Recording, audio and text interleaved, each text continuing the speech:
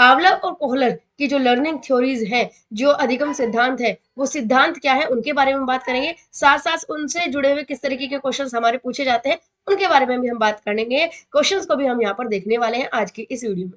तो इस वीडियो को लास्ट तक जरूर देखिएगा और वीडियो में कोई भी आपको कमी लगे उस फीडबैक आप अपना कमेंट बॉक्स में जो है दे सकते हैं। अच्छी लगे तो दोस्तों के साथ ज्यादा से ज्यादा शेयर करिए। तो चलिए ज्यादा समय न लेते हुए शुरू करेंगे आज की इस वीडियो को।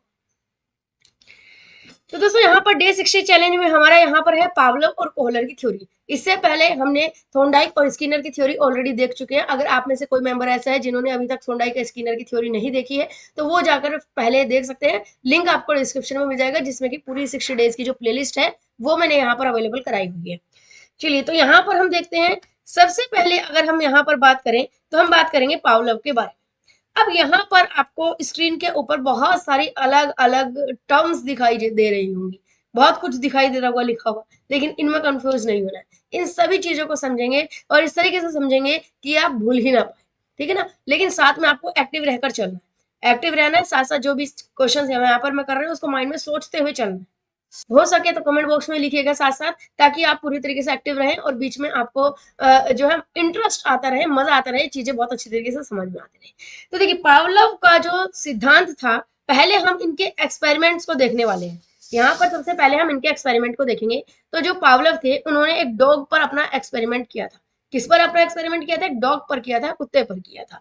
इन्होंने एक कुत्ते को जो है, डॉग को एक अपने सिस्टम बनाया हुआ था उसी तरीके का, उसमें वहां पर उनको बांध दिया, डॉग को बांध दिया। अब यहाँ पर इसमें सिस्टम कुछ इस तरीके से किया हुआ था कि डॉग के मुंह में जो है एक पाइप लगाया हुआ था, जिससे कि जब भी डॉग के मुंह से लार आए, सैलिवेशन आए, वो उस पाइप के सहारे जो है यहाँ पर पावलोव के सामने इकट्ठा हो जाता था, ताकि पता चल जाए कि सैलिवेशन आ रहा है कि नहीं आ रहा है या क्या रेस्पॉन्स है, वो उसको बता पाए। तो इस तरीके से सेटिंग की हुई थी। अब उन्होंने एक्सपेरिमेंट के अंदर क्या किया कि उन्होंने सबसे पहले कुत्ते के सामने, डॉग के सामने भोजन रखा। क्या रखा? कि डॉग के सामने खाना रखा। अब जैसे ही आप सिंपल सी बात जानते हैं, नेचुरल वे है कि जब भी आप किसी डॉग के सामने खाना रखेंगे तो डॉग क्या है, जीभ डॉग की लपलपाने लगेगी, उसकी लार निकलने लगेगी, सैलिवेशन स्टार्ट हो जाएगा। तो यहाँ पर यही चीज करनी थी। अब यहाँ पर एक चीज को समझिए कि जब जो भोजन रखा था उसको देखकर, खाने को देखकर डॉग का सेलिब्रेशन स्टार्ट होना, ये एक नेचुरल प्रक्रिया है, प्राकृतिक प्रक्रिया है, नेचुरल रिएक्शन है ये डॉग का। इसमें कुछ भी ऊपर से किया हुआ नहीं, नेचुरल है कि अगर आप किसी भी भूखे डॉग के सामने कुछ खाना रखोगे तो सेलिब्रेशन स्टार्ट होगा। अभी तक कुछ नहीं किया। अब क्या किया पावलोव ने? क्या किया कि कुछ दिन ऐसा किया कि जब भी वो भोजन देता था, खाना देता था, खाने देने से पहले एक बेल बजा देता था। यहाँ पर आप देखिए, इस इमेज में आपको क्लियरली दिख जाएगा। नेक्स्ट इमेज पर चलते हैं। यहाँ पर देखिए पावलोव क्या करता था, सबसे पहले पावलोव ने खाना दिया, भोजन दिया।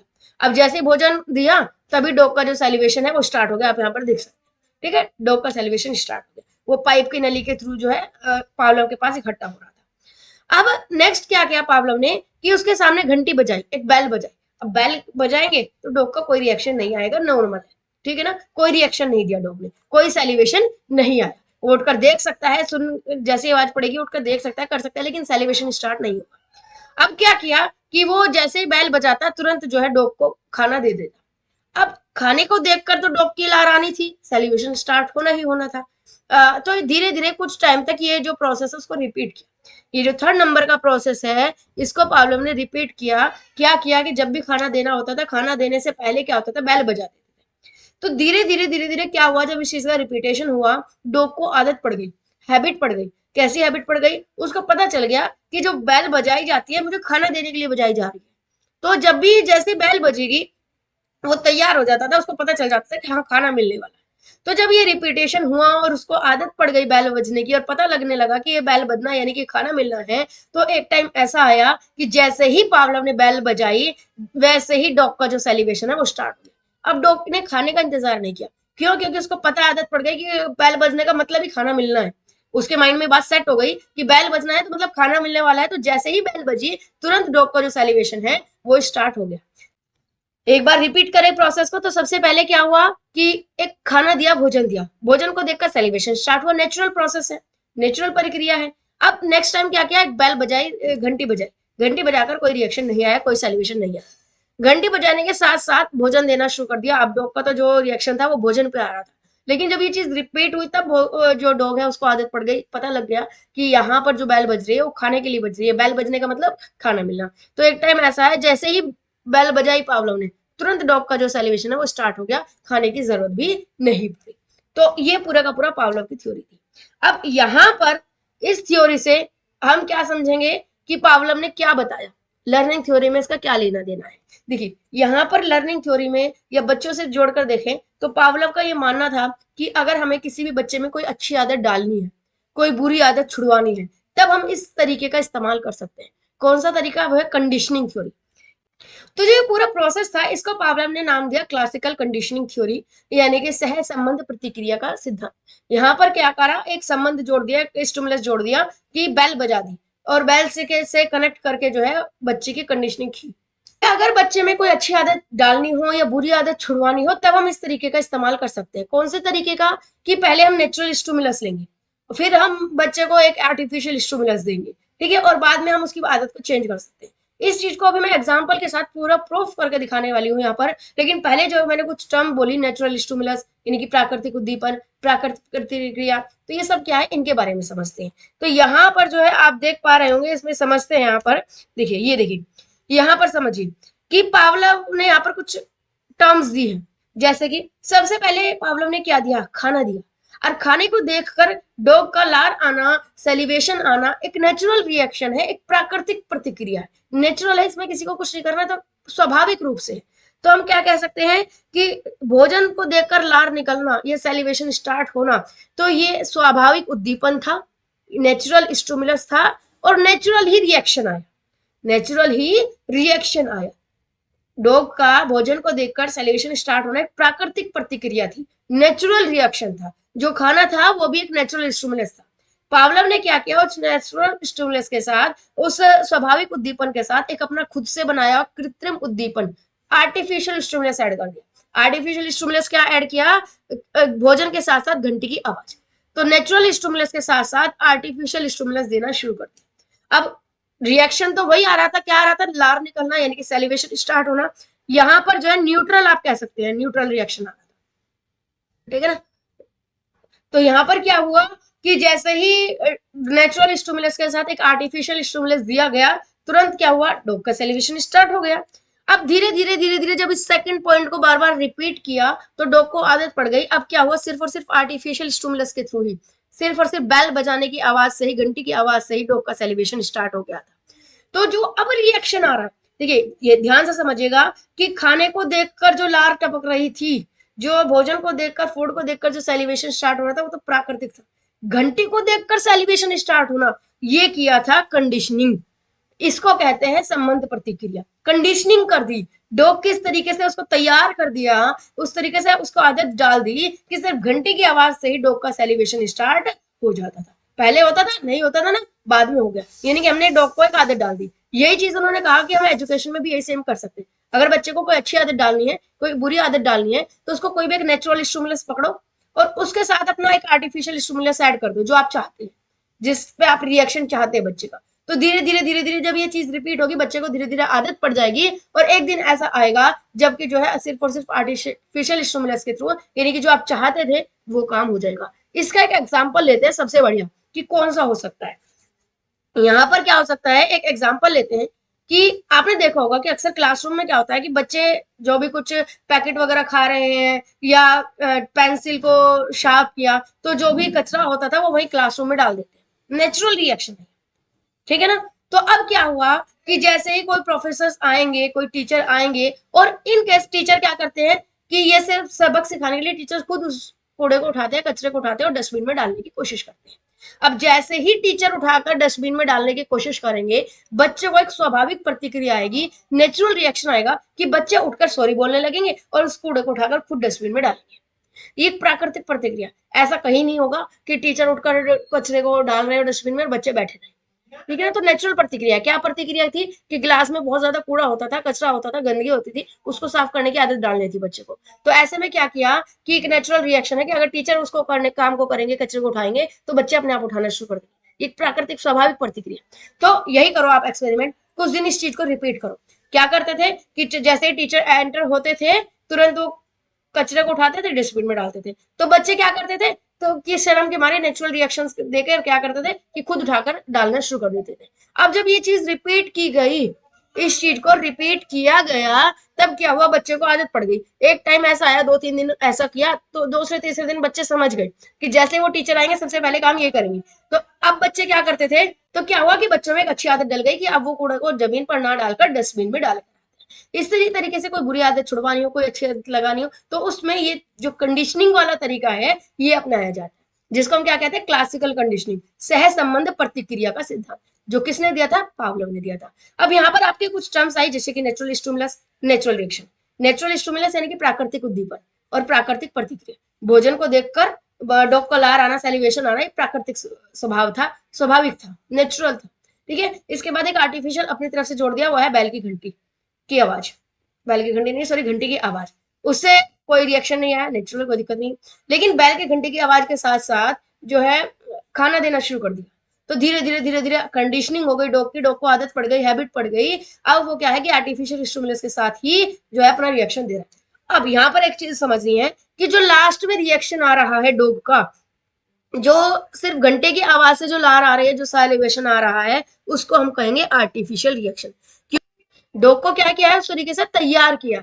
तो ये जो रिएक्शन है ये कंडीशनड रिएक्शन है, कंडीशनिंग के बाद का रिएक्शन है, आर्टिफिशियल रिएक्शन है, अनुबंधन के बाद की प्रतिक्रिया है, इसलिए हम इसको अनुबंधित प्रक्रिया या कृत्रिम प्रतिक्रिया हम इसको कहेंगे। तो इस चीज को ध्यान रखिएगा, बहुत जरूरी है। इसी से रिलेटेड क्वेश्चन आते हैं प्रीवियस ईयर में आए हुए, इतनी डिटेल में, इतने एग्जाम्पल के साथ शायद ही कोई यहाँ पर आपको यूट्यूब पर बताए, तो इसलिए थोड़ा सा आपको डीप लग सकता है, लेकिन डीप इसलिए ताकि आपको ये अंडरस्टैंडिंग बन जाए, याद रखने की जरूरत ना पड़े, कंफ्यूजन ना पड़े, और क्वेश्चन कैसे भी आए आप उसका जो है आंसर कर पाए आसानी से। आई होप ये चीजें आपको बिल्कुल क्लियर हो रही होंगी। चलिए अब इसके कुछ क्वेश्चंस देखते हैं, और उसमें देखते हैं कि कितने क्वेश्चंस के आंसर आप सही कर पाते हैं। क्वेश्चन बहुत इजी होंगे लेकिन थोड़े से कंफ्यूजिंग होंगे। अगर आपने थ्योरी को अच्छी तरीके से पढ़ा होगा, समझा होगा यहाँ पर, तो आप क्वेश्चन के आंसर बिल्कुल दे पाएंगे। तो यहाँ पर देखने वाली ये बात है कि कितने क्वेश्चंस के आंसर यहाँ पर आप दे पाते हैं। तो चलिए क्वेश्चंस की तरफ बढ़ते हैं हम आगे। तो यहाँ पर आपकी स्क्रीन पर फर्स्ट क्वेश्चन है आपके सामने, what is food in the ancient theory of Pavlov, यानी कि पावलोव की जो एंशिएंट थ्योरी थी, जो प्राचीन सिद्धांत था, उसके अंदर भोजन क्या है। अब यहाँ पर एंशिएंट वर्ड जुड़ने से आप कंफ्यूज मत होइएगा, सिर्फ कंफ्यूज करने के लिए जोड़ा गया। कुल मिलाकर आपको बात ये समझनी है कि जो पावलोव की थ्योरी थी, जो भी हमने करी थी, उसके अंदर फूड क्या था। ऑप्शन आपके कंडीशनड स्टिमुलस, अनुबंधित उद्दीपक, अनकंडीशनड स्टिमुलस यानी कि अनुबंधित उद्दीपक, जिसको कि हम नेचुरल भी कहते हैं, नेचुरल स्टिमुलस, इसको हम क्या कह सकते हैं, नेचुरल स्टिमुलस भी इसको बोला जा सकता है, नेचुरल स्टिमुलस या प्राकृतिक उद्दीपक। ठीक है ना।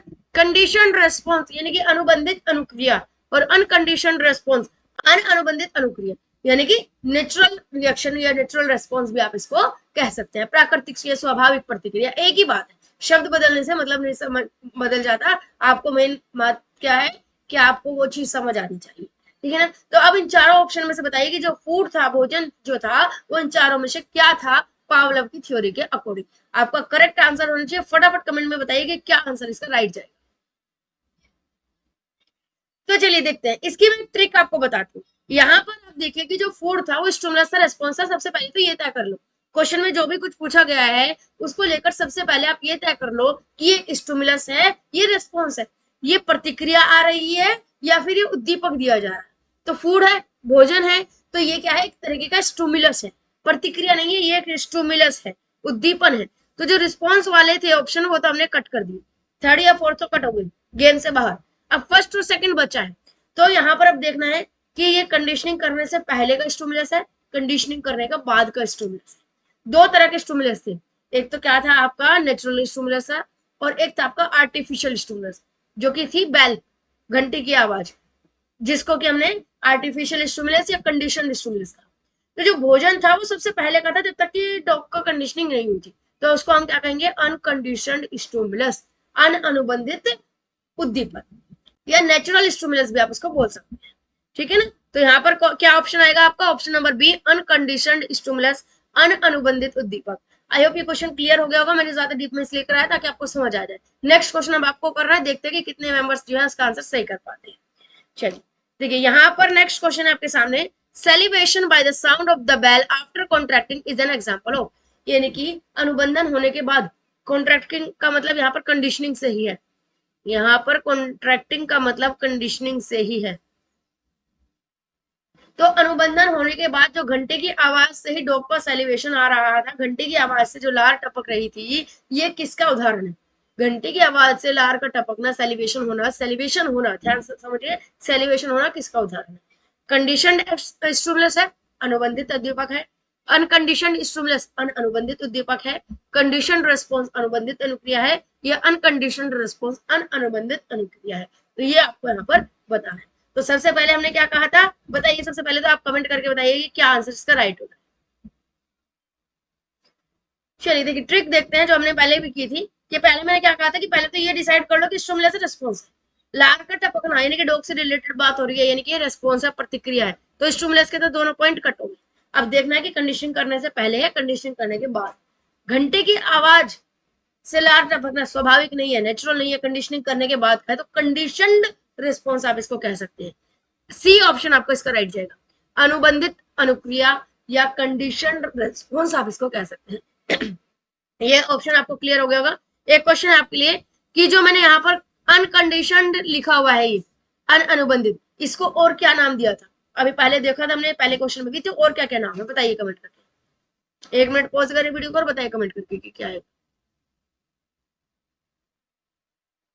बिल्कुल सही। देखिए, इसको हम क्या कह सकते हैं? इसको हम नेचुरल कह सकते हैं, प्राकृतिक, स्वाभाविक, है ना। चलिए नेक्स्ट क्वेश्चन पर बढ़ते हैं। क्वेश्चन नंबर 3 है आपके पास। A PT teacher wants her students improve fielding in the game of cricket, which one of the following strategies will best help his student to achieve that goal. यानी कि एक PT teacher है, वो ही चाहती है कि उनका जो स्टूडेंट है उसकी फील्डिंग इंप्रूव की जा सके, क्रिकेट के अंदर में जो फील्डिंग होती है कैच करना, उसको इंप्रूव की जा सके। अब उसको करने के लिए इन ऑप्शन में से कौन सा तरीका सबसे बेस्ट रहेगा? यहाँ पर ध्यान दीजिएगा, क्वेश्चन में क्या पूछा है कि कौन सा तरीका सबसे बेस्ट है। सही गलत नहीं, सबसे बेस्ट है। हो सकता है कि आपको सारे ऑप्शन सही मिले, उनमें से बेस्ट सिलेक्ट करो। तो देखते हैं कि ऑप्शन क्या है। सबसे पहला है give students a lot of practice in fielding, यानी कि बच्चे को ज्यादा से ज्यादा प्रैक्टिस कराइए, ज्यादा से ज्यादा जो है उसका भरपूर अभ्यास कराइए, प्रैक्टिस कराइए। Next, tell students how important it is for them to learn to field, यानी कि बच्चों को समझाओ कि फील्डिंग को सीखना बच्चे के लिए कितना ज्यादा इंपॉर्टेंट है, कितना ज्यादा महत्वपूर्ण है। बच्चा उसके महत्व को जानेगा, इंपॉर्टेंस को जानेगा, तब वो ज्यादा अच्छी तरीके से उसको सीख पाए। ठीक बात है, बिल्कुल सही बात है, इंपॉर्टेंस बताना जरूरी है। Next, explain the logic behind good fielding and rate of success, यानी कि आप एक लॉजिक पेश करो, लॉजिक को एक्सप्लेन करो कि अगर आप गुड फील्डिंग करोगे, एक अच्छी फील्डिंग करोगे, तो आपका सक्सेस होने का जो रेट है वो कितना हाई चला जाएगा, क्रिकेट में आपके जीतने के चांसेस कितने बढ़ जाएंगे, इस चीज को एक्सप्लेन करो। Demonstrate fielding while students observe, यानी कि बच्चा जब ऑब्जर्व कर रहा हो, जब देख रहा हो, उस समय उसको फील्डिंग करके खुद दिखाओ, फील्डिंग का डेमो करके दिखाओ। तो यहाँ पर आपको जो है बताना है कि कौन सा ऑप्शन आपका राइट जाने वाला है। तो बताइए कमेंट करके कि कौन सा ऑप्शन करेक्ट है। देखिए, बिल्कुल आपको हो सकता है कि ए बी सी डी चारों में कंफ्यूजन हो, क्योंकि चारों ही ऑप्शन सही। ठीक है, अगर हमें किसी के लर्निंग को बेहतर बनाना है तो उसकी महत्व का बताना कि ये कितना जरूरी है आपके लिए सीखना, ये अच्छी बात है। आप उसको जरूरत बताओगे, महत्व बताओगे, तो बच्चा उतनी ही ज्यादा सीरियसनेस के साथ उस चीज को सीखने की कोशिश करेगा। ठीक है ना। आप उसको प्रैक्टिस करा रहे हैं, ये भी एक अच्छी बात है। आप उसको डेमो करके दिखा रहे हैं, ये भी अच्छी बात है। तो तरीके तो सारे सही है। अब बात आती है कि क्वेश्चन का आंसर क्या होना चाहिए। तो जब भी ऐसा कभी हो कि आपको 2 या 2 से ज्यादा ऑप्शन सही लगे, तो आपको उनमें से बेस्ट ऑप्शन सिलेक्ट करना, वो ऑप्शन सिलेक्ट करना है जो दूसरे से भी ज्यादा वैल्यूएबल है। कौन सा सबसे ज्यादा इंपॉर्टेंट है, कौन सबसे ज्यादा वैल्यू रखता है, किससे सबसे ज्यादा इफेक्ट पड़ेगा। तो बताइए कौन सा ऐसा ऑप्शन है जिससे कि सबसे ज्यादा फर्क पड़ेगा बच्चे की लर्निंग पर। तो देखिए, हम यहाँ पर आगे पियाजे की थ्योरी वगैरह पढ़ेंगे तो उसमें भी इस चीज को और ज्यादा अच्छे से एक्सप्लेन कर दिया जाएगा। लेकिन इससे पहले लर्निंग का एक टॉपिक कराया था मैंने क्लास 2 में, अगर आपने नहीं देखी है तो आप जाकर देख सकते हैं। क्लास 2 के अंदर लर्निंग कराया था, मैंने आपको सिर्फ एक फॉर्मूला बताया था, एक ट्रिक बताई थी। ये कहा था कि जहां बच्चा एक्टिव है, जहां चाइल्ड सेंटर्ड की बात हो रही है, वो सबसे बेस्ट माना जाता है। जहां अगर बच्चा खुद किसी काम को कर रहा है ना, खुद किसी चीज को कर रहा है, एक्टिविटी को कर रहा है, तो वो सबसे बेस्ट माना जाता है। अब इन ऑप्शन में से बता दीजिए, आपके लिए आसान हो गया कि किसमें बच्चा एक्टिव है। ऑब्वियसली सी बात है, बिल्कुल करेक्ट आंसर ऑप्शन नंबर ए। प्रैक्टिस करने में, यानी कि बच्चा खुद प्रैक्टिस कर रहा है, खुद फील्डिंग कर रहा है, तो वहां पर वो सबसे ज्यादा क्या है, एक्टिव। तो ये सबसे बेस्ट ऑप्शन रहेगा। बाकी के ऑप्शन में आप देख लीजिए बच्चा एक्टिव नहीं है, यहाँ पर दोनों में टीचर्स आपको इंपॉर्टेंट समझा रहे हैं, तो आप सिर्फ शांति से सुन रहे हैं, एक्टिव नहीं, कुछ काम नहीं कर रहे। फोर्थ में भी आप सिर्फ और सिर्फ देख रहे हैं, खुद उस चीज को नहीं कर रहे। तो खुद इस चीज को करना, बार बार प्रैक्टिस करना, तो ये तो सबसे बेस्ट है जिससे कि आपका पूरा इंप्रूवमेंट हो सकता है खेल का। ठीक है ना, चलिए नेक्स्ट क्वेश्चन पर बढ़ते हैं। आई होप ये आपको क्लियर हो गया होगा। राइट आंसर कौन सा जाना है? Option number A. Next question पर चलते हैं। क्वेश्चन नंबर 4 है आपके सामने। A teacher never gives answer to question herself, यानी कि टीचर है, कभी भी कोई किसी भी क्वेश्चन का आंसर खुद नहीं देती। वो क्या करती है?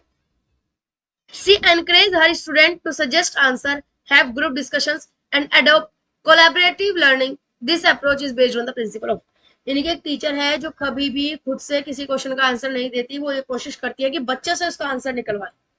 वो इस तरीके से बच्चों को कोशिश करती है, बच्चों को मोटिवेट करती है, प्रोत्साहित करती है कि बच्चे खुद उस पर डिस्कशन करें, उस प्रॉब्लम पर, उस क्वेश्चन पर डिस्कस करें, आंसर दे, अपने पॉइंट ऑफ व्यू रखें, बच्चे खुद उसमें इन्वॉल्व हो सके। तो ये जो तरीका है वो कौन से सिद्धांत पर टिका हुआ है?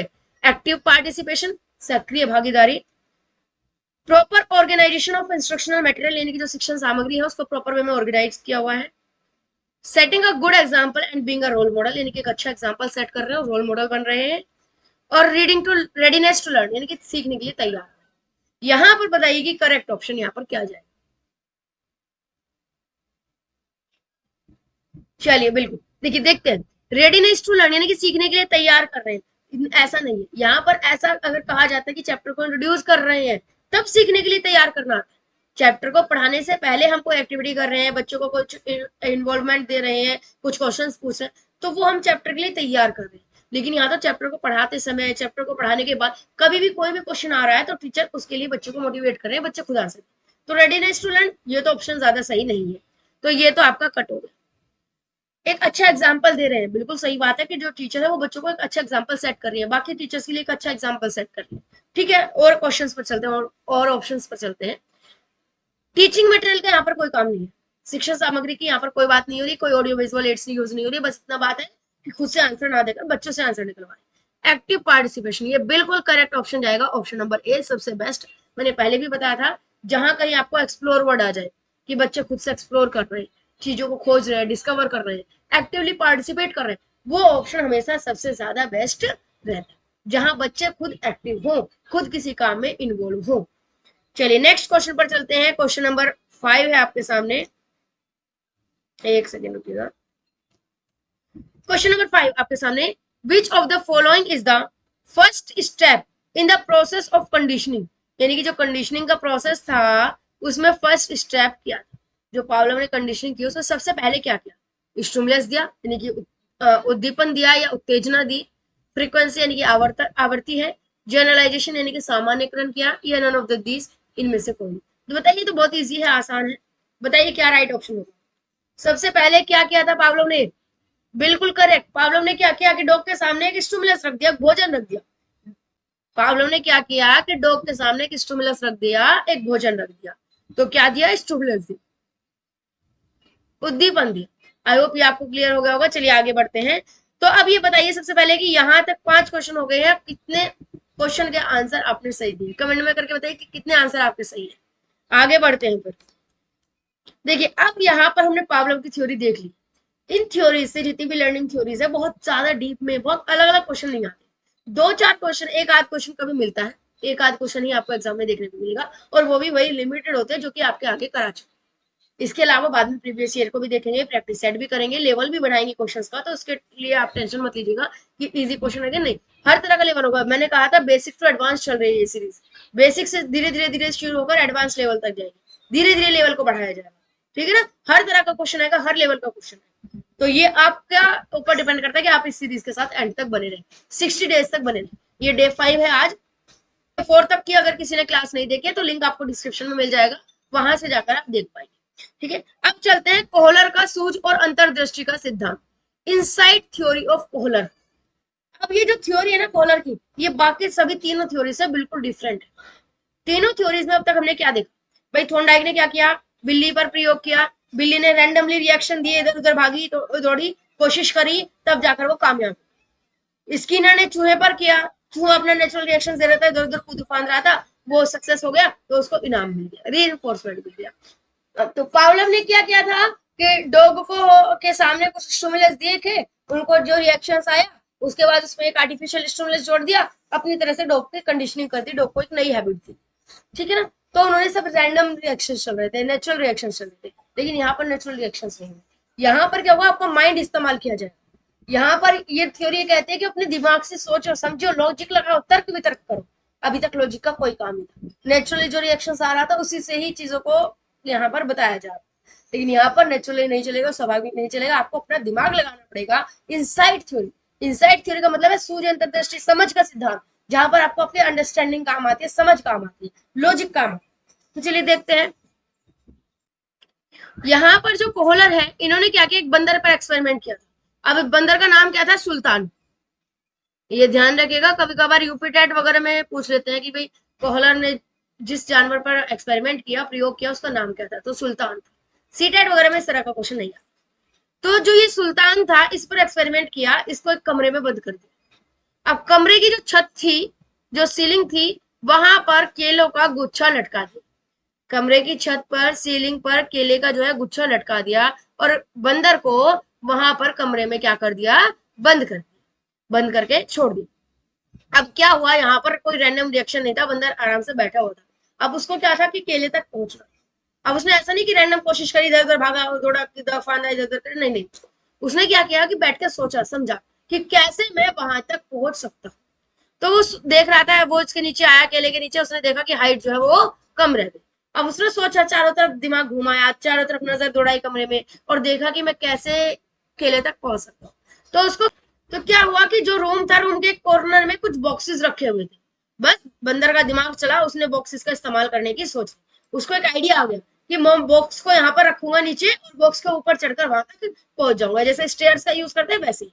तो अब क्या किया बंदर ने कि बॉक्स को उठाकर लेकर आया, ठीक है, यहाँ पर नीचे रखा, उसके ऊपर फिर दूसरा बॉक्स रखा, तीसरा बॉक्स रखा, एक एक करके एक एक के ऊपर बॉक्स रखा, और लास्ट में जो है उन सभी बॉक्स के ऊपर चढ़कर केले तक वो पहुंच गए। तो यहाँ पर कुछ भी रैंडमली नहीं हुआ, कुछ भी अचानक से नहीं हुआ, एकदम से नहीं हुआ अपने आप से। यहाँ पर दिमाग का इस्तेमाल किया गया, लॉजिक का यूज किया गया, अपने आसपास देखा कि किस चीज का, किस ऑब्जेक्ट का मैं कैसे यूज कर सकता हूँ। तब उसको बॉक्सेस दिखे, बॉक्स का उसने सही यूज किया, बॉक्स को उठाकर लेकर आया, उसके ऊपर चढ़ा, और जो है केले तक बंदर पहुंच गए। तो ये आपका जो है सिद्धांत है, ये आपकी थ्योरी है।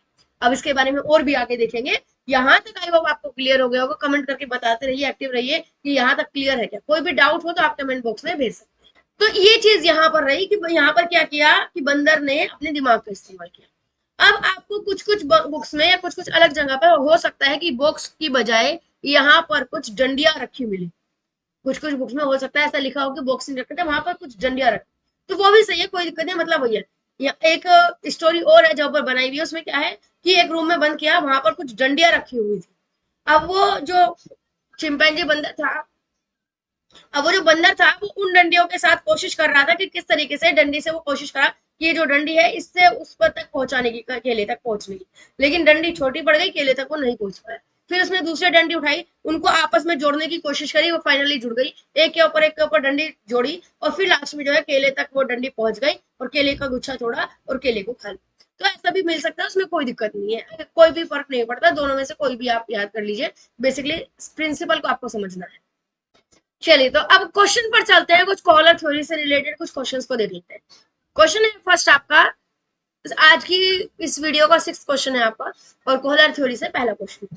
The insight theory of learning is promoted by, यानी कि जो सीखने का अंतर्दृष्टि सिद्धांत है वो किसके द्वारा दिया गया, पावलोव, जीन पियाजे, वोइगोस्की, या गेस्टाल्ट थ्योरिस्ट, गेस्टाल्ट के सिद्धांत पर। तो बताइए क्या राइट ऑप्शन होगा।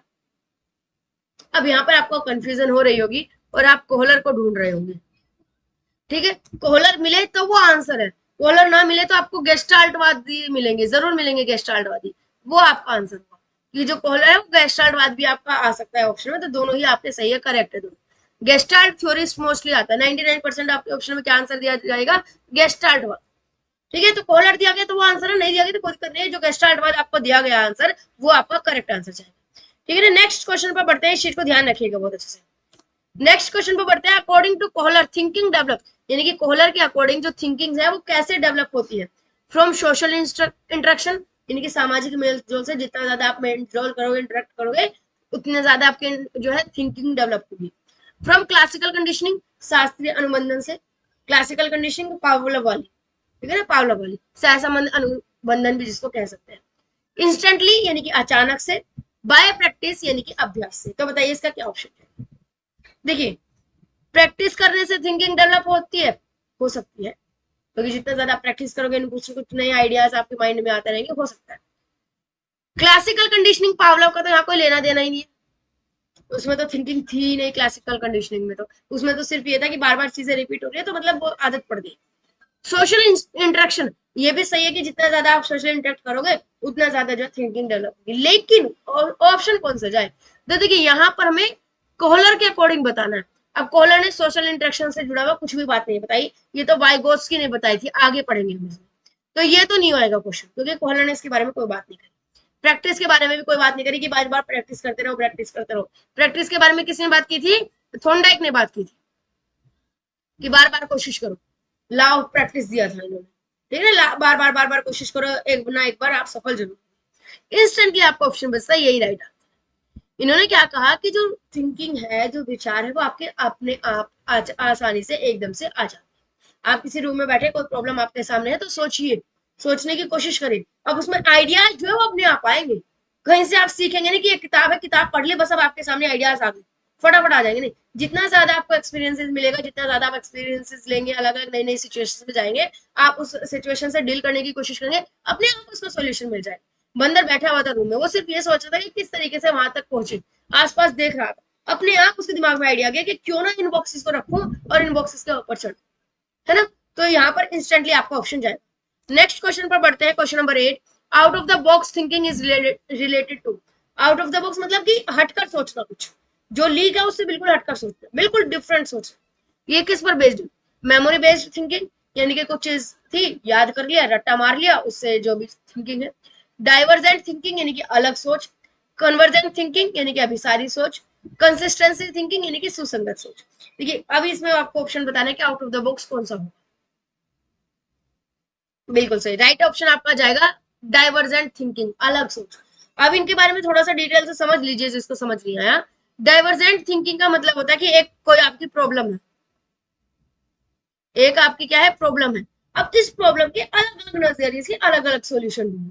आप इस प्रॉब्लम के अलग अलग डायरेक्शन में इसका सोल्यूशन ढूंढो, अलग अलग सोचो, बिल्कुल different different unique unique ideas सोचो। तो ये तो क्या हो गया, डाइवर्जेंट थिंकिंग हो गई, डाइवर्जेंट थिंकिंग हो गई। अपसारी सोच कह सकते हैं या अलग सोच कह सकते हैं, ठीक है। ये इस तरफ जा, अपसारी सोच भी इसको कह सकते हैं। तो अगर अपसारी आ जाए तो कंफ्यूज नहीं हो, ठीक है। अब कन्वर्जेंट थिंकिंग इसकी जस्ट अपोजिट होती है कि आप अलग अलग कुछ भी सोचे, घूम फिर कर आपको एक ही उस पर आना है। आपको कितने भी अलग अलग आइडियाज दे दे, टीचर है कुछ आपको हिंट्स दे रहे हैं, कितनी भी अलग हिंट दे दे, लेकिन घूम फिर कर आपको एक ही पॉइंट पर आ जाना, तो वो होती है आपकी कन्वर्जेंट थिंकिंग। कन्वर्जेंट थिंकिंग अभिसारी सोच जिसको कहते हैं, ठीक है, घूम फिर कर एक ही पॉइंट पर जाना।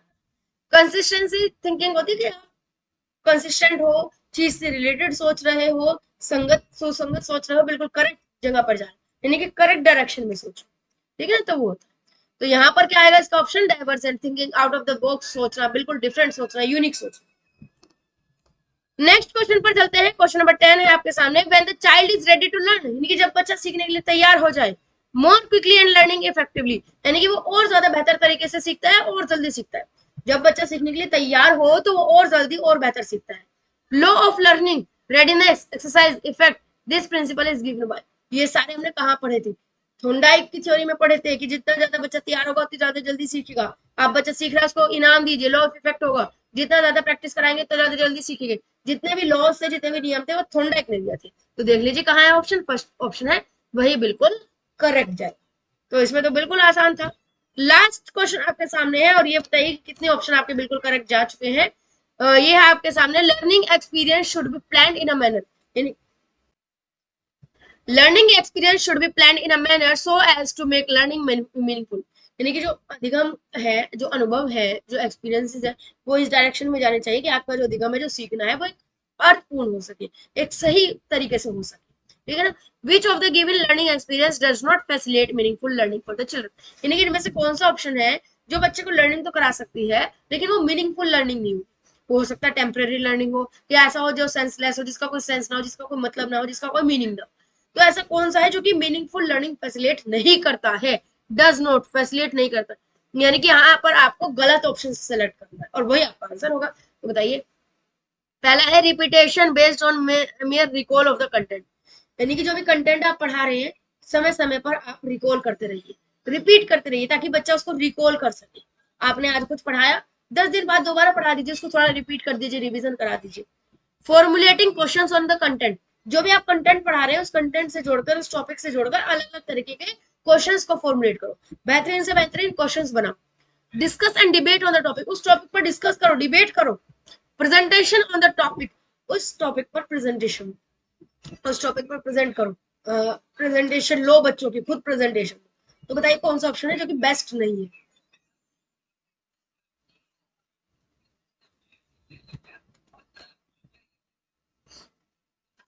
देखिए, वैसे तो आपके सारे ऑप्शन सही लग रहे हैं।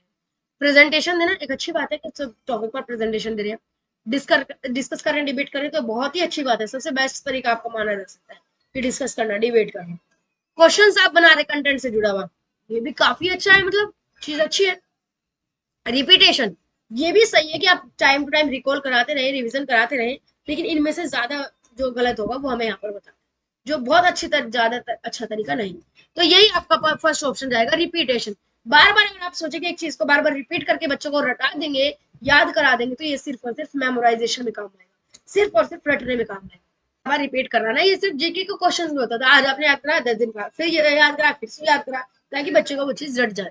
तो ये चीज जो है थोड़ा सा मीनिंगफुल नहीं देता, मीनिंगफुल नहीं। यहाँ पर एक चीज को आप बार बार रिपीट कर रहे हो तो सिर्फ उस चीज को आप रट रहे हो, तो ये मीनिंगफुल लर्निंग आपको नहीं देगा। तो यही ऑप्शन आपका करेक्ट जाएगा। आई होप आपको ये क्लियर हो गया होगा। कितने आंसर आपने सही किए फटाफट कमेंट करके हमें बताइए कि आपके राइट ऑप्शन कितने गए।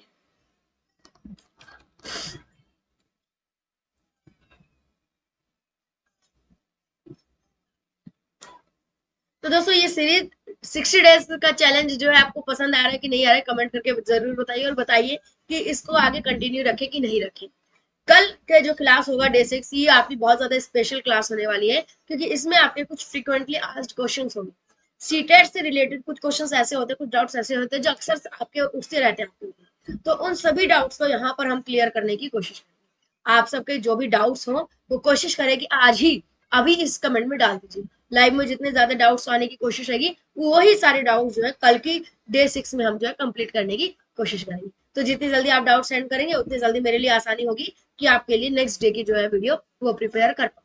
तो जल्द से जल्द जितने भी आपके डाउट हैं सीटेट से रिलेटेड, जो भी आपके एफएक्यूज हैं, फ्रीक्वेंटली आस्क्ड क्वेश्चंस हैं, उनको आप सेंड करिए। जो भी डाउट्स है वो सेंड करिए, उनको मैं जो कल की वीडियो में डिस्कस करूंगी। आज के लिए बस इतना ही। दोस्तों के साथ शेयर कीजिए, लाइक कीजिए, अपने फीडबैक आप कमेंट बॉक्स में दे सकते हैं। धन्यवाद।